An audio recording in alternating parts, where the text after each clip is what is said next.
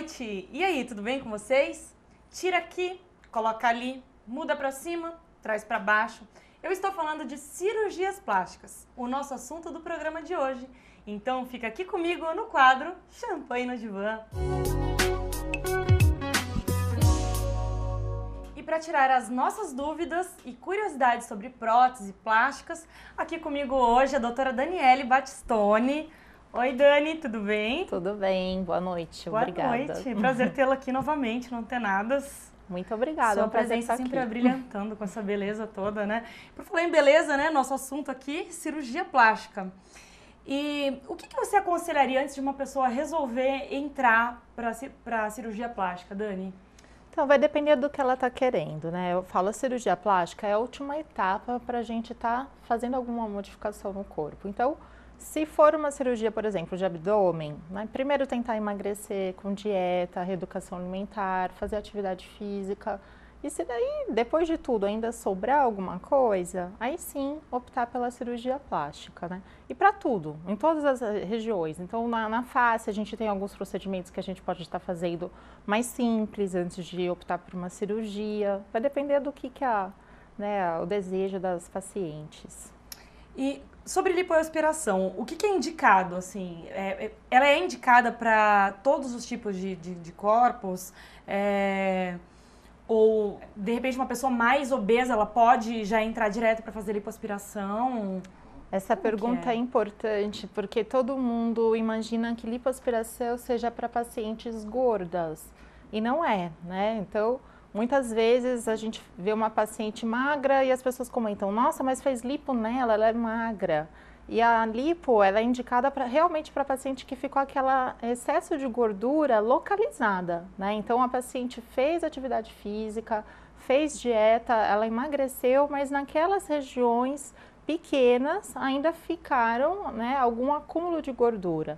Então, o correto é fazer a lipoaspiração nesses casos. Para paciente que está obesa, acima do peso, a gente sempre orienta a emagrecer antes, porque a gente tem um volume, né, máximo do que a gente pode lipoaspirar, não pode tirar toda a gordura que a paciente quer. Então, o ideal é que ela perca esse peso antes e depois só retire o que está realmente acumulado e que não saiu de outra forma.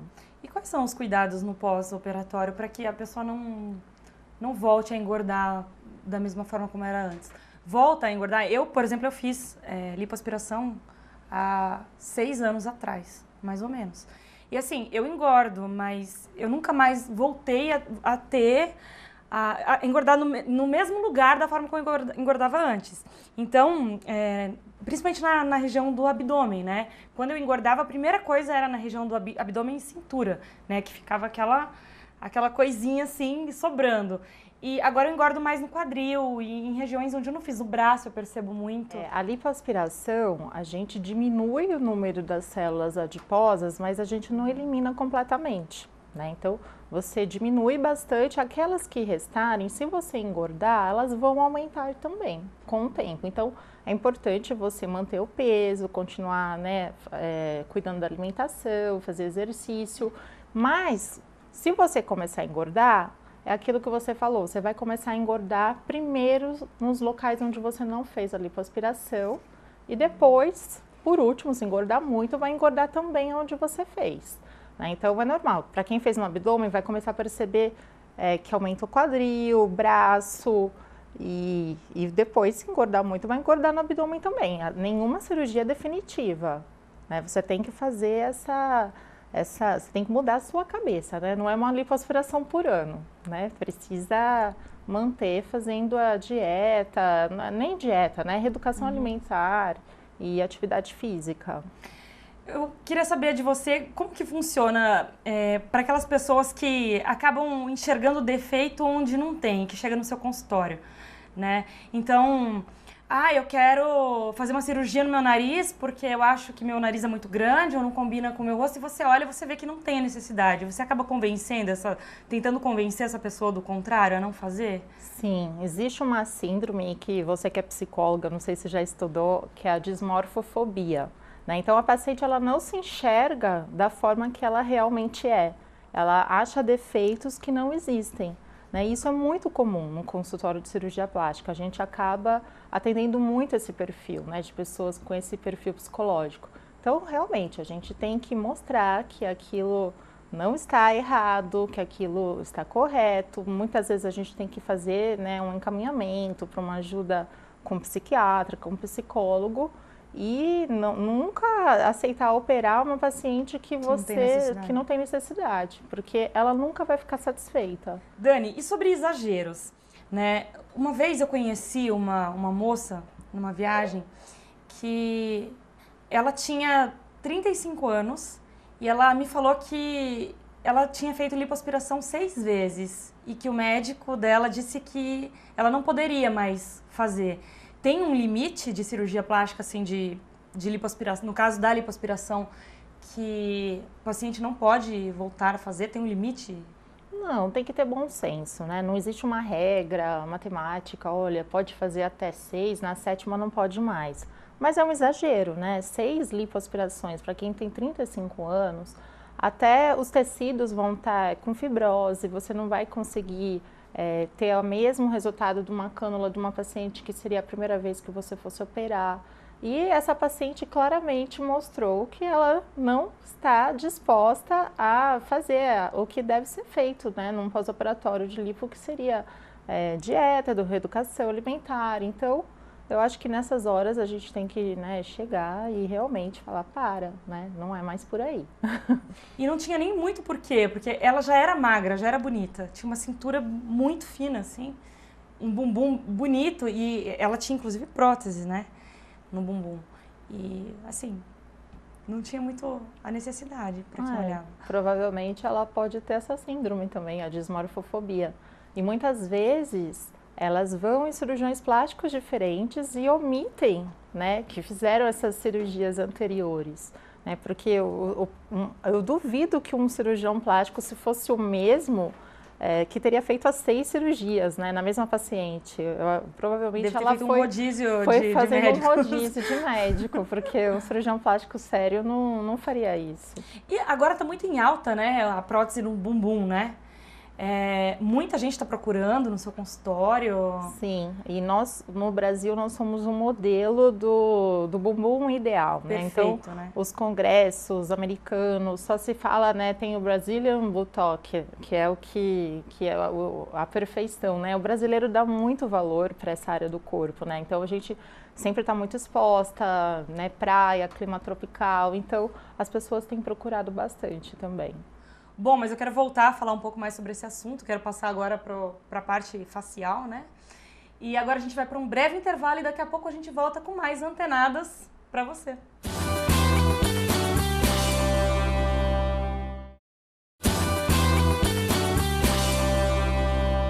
Estamos de volta com o programa Antenadas. Eu quero agradecer o pessoal do Celebrity Hair, porque está cuidando do meu cabelo aqui para as gravações do programa e eu tô adorando. Um beijo para todo mundo, um beijo para Eliane.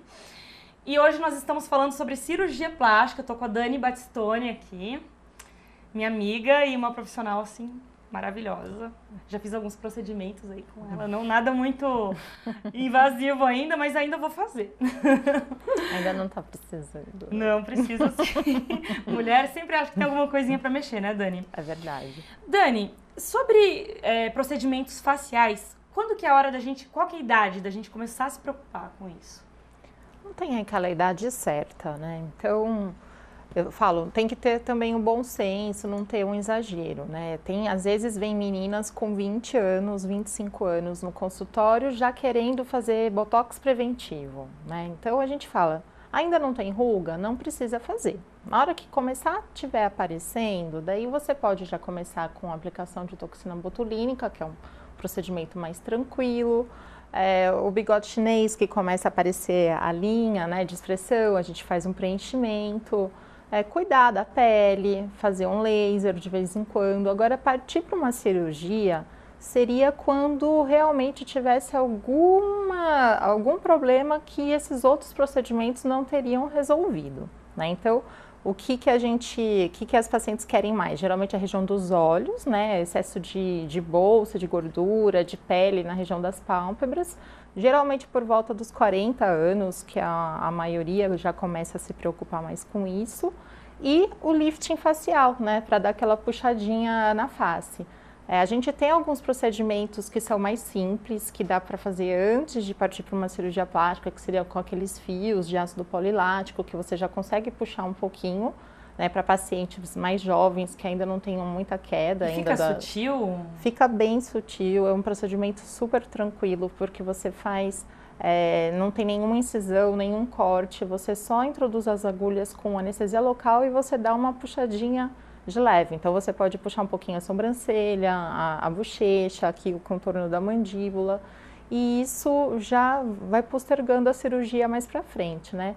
Por volta de 50 anos, 60 anos agora que as pacientes estão procurando fazer realmente a cirurgia para a suspensão da face. Antes era mais cedo, né? Porque agora a gente tem mais recursos. E muda a expressão da pessoa? As técnicas de cirurgia plástica também têm evoluído nesse sentido? Porque tem muita gente que faz e fica com aquele aspecto, se modifica totalmente a expressão da pessoa, né? Hoje em dia, as técnicas mais modernas são totalmente o contrário do que se fazia antigamente, né? Antes era bonito você ter aquele rosto super esticado, que mudava até o formato da orelha, dos olhos, e era chique falar que fez cirurgia plástica, né? Hoje em dia, não. É totalmente diferente, as pessoas querem modificações mais sutis, ninguém quer deixar aqueles estigmas de que fez uma cirurgia plástica, e elas são menos invasivas, a gente não mexe tão profundamente nos tecidos, né? Quanto menor a manipulação, melhor o pós-operatório, a recuperação também fica mais natural. Então, alguma ruguinha, uma quedinha ainda vai continuar, né? E eu acho que isso que é legal, você tem que estar natural, né? Você tem que estar bem para a idade que você está. Você não pode querer rejuvenescer 20 anos, ficar igual quando você tinha 18 anos de idade, porque isso não vai ser possível, vai ficar artificial, vai ficar feio. Dani, quais os cuidados que uma pessoa tem que ter ao procurar um cirurgião plástico? Eu acho importante, assim, ela se certificar que realmente ele é um cirurgião plástico, da Sociedade Brasileira de Cirurgia Plástica, procurar ter indicação de outros pacientes que já fizeram cirurgias, né, com esse profissional. A gente tem que procurar fazer a cirurgia num lugar credenciado, né, num hospital que tenha recurso para alguma eventualidade que possa acontecer. Daí a gente vai pedir os exames, tem que estar em perfeitas condições de saúde. Se tiver qualquer alteração, não é o momento de fazer a cirurgia plástica, né? Porque a cirurgia plástica é uma coisa que você faz para ficar mais bonito. Então tem que estar tudo com o menor risco possível, né? Ninguém está doente precisando fazer uma cirurgia de urgência. Então, primeiro tratar alguma patologia que você possa ter, compensar bonitinho para depois fazer a cirurgia plástica. Dani, essa coisa do hidrogel confundiu muitos pacientes na busca, né, por próteses, né? Como que você tem orientado sobre essa questão? Olha, eu particularmente, eu não acho legal fazer esses preenchimentos em grande volume, né, que é o caso do hidrogel. E a maioria dos cirurgiões plásticos são da mesma opinião do que eu. Não é um procedimento que a gente discute em congressos, não é um procedimento consagrado na cirurgia plástica. Então, o preenchimento, ele é um corpo estranho. A gente tem que utilizar em pequenas quantidades e materiais que sejam compatíveis com o nosso organismo, que sejam absorvidos. Porque no caso de você ter alguma alergia, alguma reação, isso vai ter menor probabilidade e isso vai absorver com o tempo. No hidrogel, não. O hidrogel, se você tiver uma incompatibilidade, você vai ter que fazer uma cirurgia para retirar ele. E daí fica muito mais complicado, né? Então, teriam outras alternativas melhores do que o hidrogel. E entrando no assunto próteses, né? Como que tá a procura? As próteses de mama são as cirurgias mais realizadas, é o que as pacientes mais procuram no Brasil, assim, para cirurgia plástica. E geralmente, quando são mais jovens, né, elas querem as mamas maiores, depois, conforme elas vão tendo filhos, daí elas já querem levantar um pouquinho a mama e colocar uma prótese também. E é uma cirurgia que eu também falo, tem que ter bom senso, tem que esperar. Muitas meninas já com 15 anos já querem colocar prótese, porque está na moda todo mundo ter silicone. E ainda está em desenvolvimento. E ainda está em desenvolvimento. Então a gente fala, tem que esperar, pelo menos com 18 anos, né, já ter os ciclos menstruais regulares. E daí depois optar pela prótese. E sempre tentar obedecer a proporção, não colocar um tamanho exagerado, porque a gente tem que respeitar o tamanho do tórax, o peso, a quantidade de pele, né? E nem sempre o tamanho que fica bom para sua amiga vai ficar bom para você. Mas elas querem que coloque acima de 300, né? Eu falo, minta, fala que você colocou 320, mas vamos colocar menor, né? Por falar em tamanho, é verdade que agora tem uma tendência das mulheres que tinham próteses muito grandes diminuir o tamanho? Tá tendo essa procura para diminuir? Tem, eu falo, começa a moda de todo mundo colocar grande, daí depois de um tempo vem a moda de todo mundo querer diminuir. Por quê? A prótese muito grande, ela vai pesar mais na mama. Isso vai fazer com que a mama ceda e caia mais rápido. Então a mama de prótese muito grande, ela vai cair. Então, as pacientes depois que exageram, acabam procurando a gente para retirar a prótese, para trocar por um número menor, para ficar mais adequado. É isso aí. Dani, quero agradecer a sua presença aqui no programa. Obrigada, pode te chamar sempre. Você já é da casa, espero que volte.